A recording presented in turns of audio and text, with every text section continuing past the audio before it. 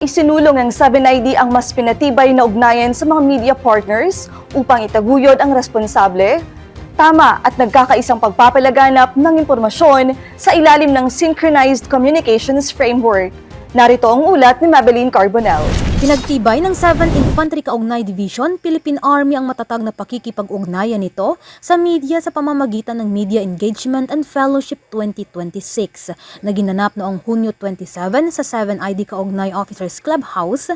Layunin ng programa na palakasin ang responsableng pamamahayag, isulong ang tumpak na pagbabahagi ng impormasyon at pagtibayin ang pagkakaisa tungo sa kapayapaan at pambansang kaunlaran. Dinaluhan ng pagtitipon ng mga mamamahayag ng mga miyembro ng 1/4 Mag Media Incorporated mula sa iba't ibang media outlets sa Central Luzon at ilang bahagi ng Northern Luzon.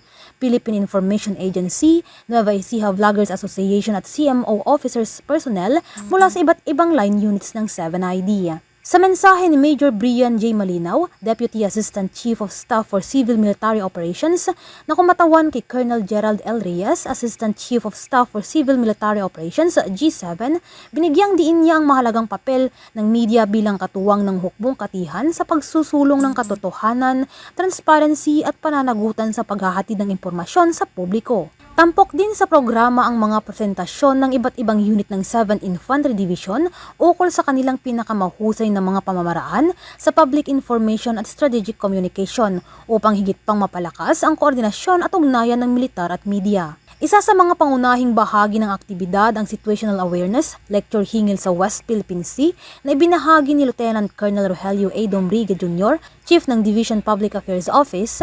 Tinalakay rito ang kahalagahan ng factual reporting, media literacy at responsableng pagbabahagi ng impormasyon bilang mahalagang sandigan sa pagtatanggol sa soberanya at pambansang interes ng Pilipinas. Isinagawa rin ang outtaking ng mga bagong miyembro ng 1/4 Magsaysay Media Incorporated at ang board meeting ng samahan upang talakayin ang mga susunod na hakbang sa pagpapatibay ng ugnayan ng Philippine Army at ng media. Ipinakilala rin ni Captain Rap Andy L. Renario ang mga inisyatiba ng teatro kaugnay sa ilalim ng pamumuno ni Major General Joseph Norwin D. Pasamonte, Commander ng 7th Infantry Division, sa pamamagitan ng temang liyab ng pagmamahal sa bayan.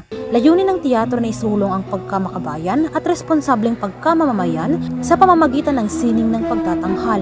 Nagtapos ang programa sa isang bukas na talakayan sa pagitan ng mga pinuno ng militar at mga kinatawan ng media, na sinundan ng fellowship dinner at pagtatanghal ng teatro kaugnay bilang simbolo ng matatag na pagkakaisa at patuloy na kooperasyon. Sa pamamagitan ng Media Engagement and Fellowship 2026, muling pinagtibay ng 7th Infantry Division ang kahalagahan ng bukas na komunikasyon at matatag na pakikipag-ugnayan sa media bilang katuwang sa paghahatid ng tumpak at responsableng impormasyon.